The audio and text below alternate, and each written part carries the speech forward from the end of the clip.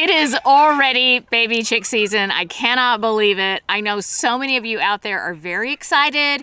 You might be getting baby chicks to add to your flock, or maybe you're getting your first batch of baby chicks. But even though you're so excited, I know that some of you have some questions, so we're gonna talk about it.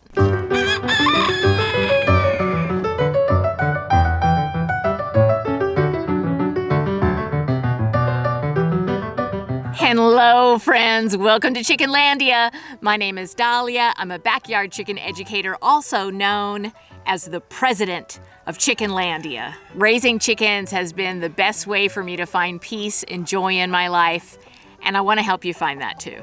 This is Bubba. Bubba, you want to say hi? I have had Bubba ever since he was a baby chick, and he was so cute. I did not know you were a rooster. I didn't. I kept you anyway, right? Yes, you're a good boy. All right, I'm gonna put you down. So in case you don't know this, I am a real live backyard chicken educator. I have been doing this. Thank you, honey. Anyway, I've been doing this for a long time, way before I started my YouTube channel.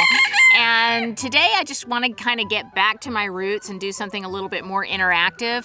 Every once in a while, I will ask my audience, hey, do you have any questions that you want to ask me? And I can answer them in a video. And for this video, I said specifically, send me your baby chick questions. Because, you know, I have videos that are like generally about the care of baby chicks, and I'll leave a playlist about that in the description. But even with all of my baby chick videos that are out there and all the information that is out there, I always get additional questions. So I want to spend today answering a lot of those questions. Before we get started, I do want to let you know that this Ask Me Anything episode was brought to you by the folks at Scratch and Peck Feeds. They actually have a baby chick starter kit, and I will tell you that I have raised so many baby chicks on their feed and their herbs and their grit. And in fact, Bubbalicious, who is like super healthy, I fed him fermented Scratch and Peck feed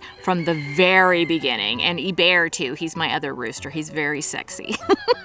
The herbs you can just sprinkle around their brooder when they get home, and they'll kind of play with it and they'll peck at it, and it's really good for their immunity and their resilience. And also the grit, you can just sprinkle that around their brooder, and you can put some of it in their feed too. And you can put the herbs in their feed as well. If you want to check them out, and if you want to see the coupon code, if you want to get that coupon code, just check the description. I'll leave a link for you.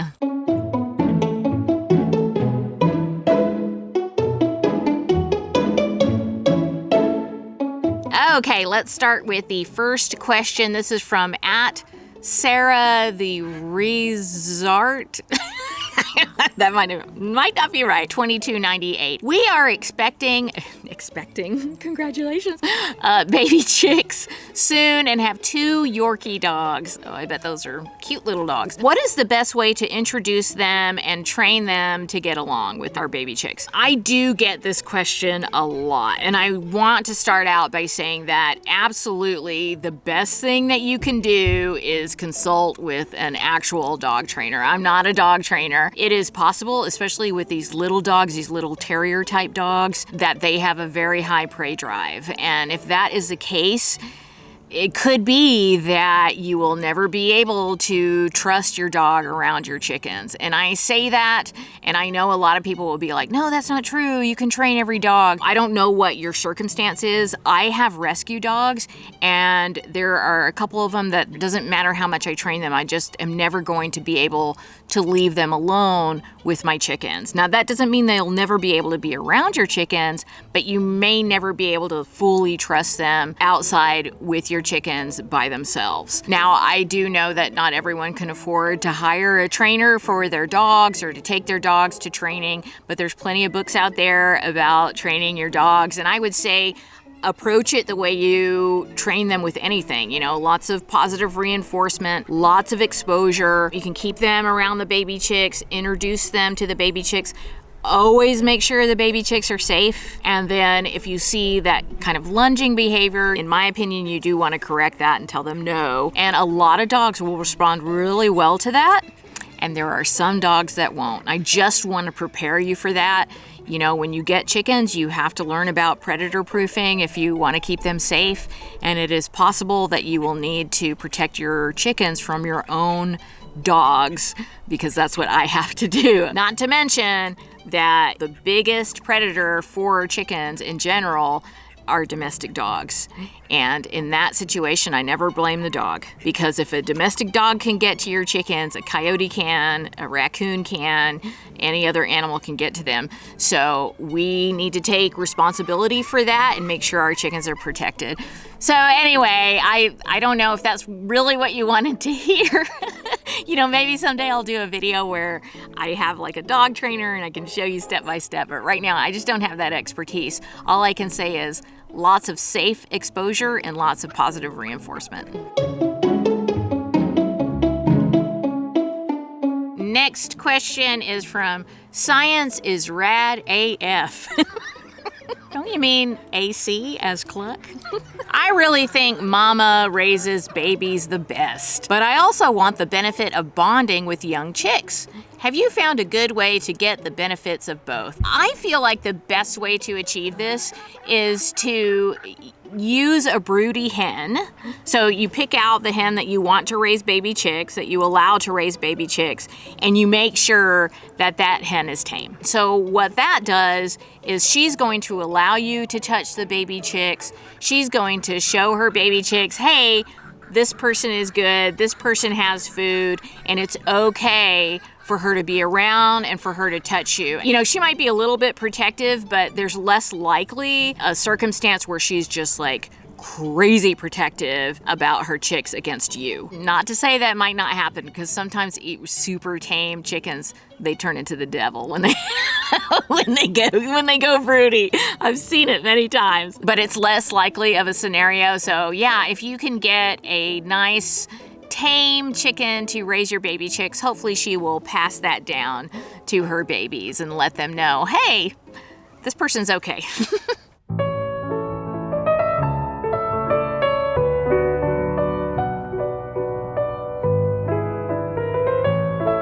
Okay, Anonymously Prime, what are your top 10 favorite and least favorite chicken breeds? Okay, so first of all, I do not have any least favorite chickens. Every chicken is my favorite. I have never met a chicken that I don't like. I just love all chickens.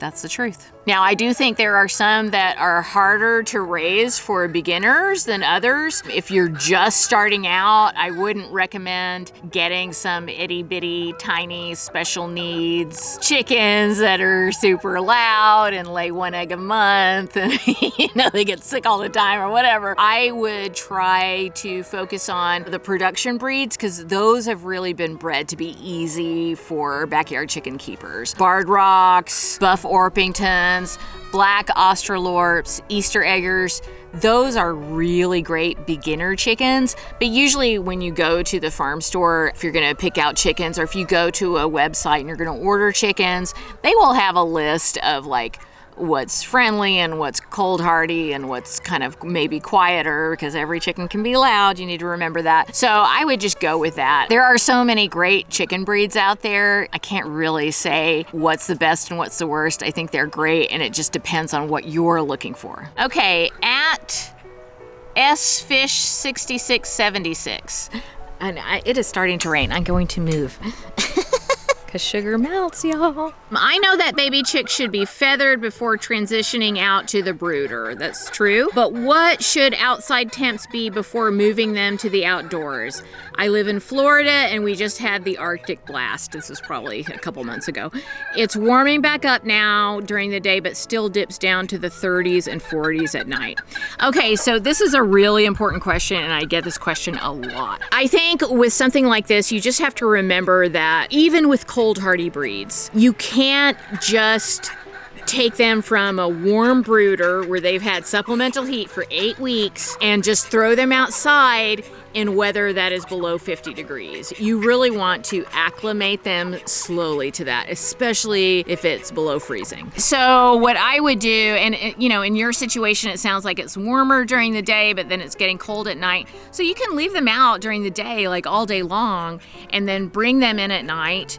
And you can either add supplemental heat to the coop, safe supplemental heat. I'll leave a link in the description of what I use. Or you can just keep bringing them back in at night, usually until they're about 12 weeks old. That's when you can really be sure that they're gonna be okay, even in super cold temperatures, especially if they're cold hardy. Now, this all depends on the breed. There are chickens that are not very cold hardy, no matter what you do. If it's really cold outside, you're gonna have to be mindful of that. Most chickens do just fine when they are fully feathered and when they have time to acclimate to the temperature outside. So that's the main thing you want to remember.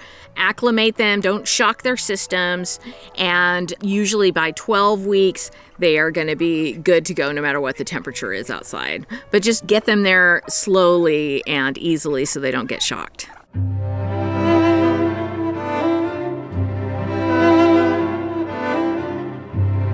The next question is from @FLMegan. I'm in hot Florida, she says. What are your favorite electrolyte brands, and is their salt content something to worry about? So this is another great question. I actually make my own electrolytes. I love the 10 Fine Agricultural Mineral Salt from Redmond Agriculture, and that's what I use to make my own electrolytes for my baby chicks and for my adults. Because electrolytes are great even after your flock gets older. If there's a heat wave or if one of them gets sick, you can give them electrolytes to make sure that they stay very hydrated. The recipe that I have for making this is so simple, but I'm not gonna give you the whole recipe right now. I will leave a link in the description for you, and it's also in my book. That electrolyte recipe is in my book. So there's a link to that in the description as well. If you do wanna buy something, I cannot remember the name of the electrolytes that I usually get. I'm gonna put them on the screen right now. These are the ones that I buy if I don't want to or if I don't have time to make them. And they're like in a little blue pack. I get them from the folks at My Favorite Chicken. Love that website, been working with them forever. That's what I would use if I wasn't making my own electrolytes. So there's 2 different options for you, and I would not worry about the salt content. There's a lot of people that are like, oh my gosh, don't give your chickens anything with salt in it.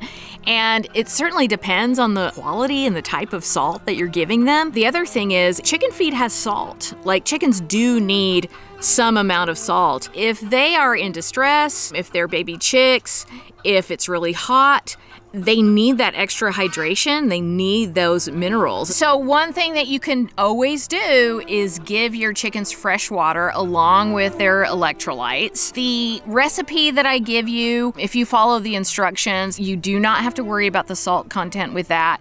And if you buy pre-made electrolytes, or if you prepackaged electrolytes, or if you buy those little blue packets, it's gonna have directions on it, and you don't need to worry about it because they're not gonna be overdosing your chickens with salt. Okay, from @Miranda Nichols 4164.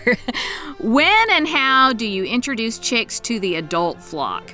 So another really good question, and another question that I get a lot. Obviously, before you put your chickens outside, you want to make sure that they are fully feathered. That usually happens between about 6 to 8 weeks, depending on the breed that you have. Some breeds are a little bit sooner, some breeds are a little bit later than that. It really just depends. But one thing that you absolutely cannot do is just throw your baby chicks out with an existing flock. So if you've got a flock of cranky older hens and you want to make your flock bigger and you got baby chicks, when they're ready to go outside, doesn't mean that they are ready to be introduced to the flock really abruptly like that. You can actually lose baby chicks that way. In fact, the hens I mean, they could kill them. They could really kill them. They definitely will attack them and they could kill them. So remember that. There is a process that you need to follow to introduce your baby chicks to your existing flock. You do have to have a little bit of patience, but it will be very well worth it. And a lot of times people get really concerned and frustrated and they're like, oh my gosh, these young chickens are never gonna acclimate and they're never gonna get along with my older chickens. I promise you that's not true. It's just going to take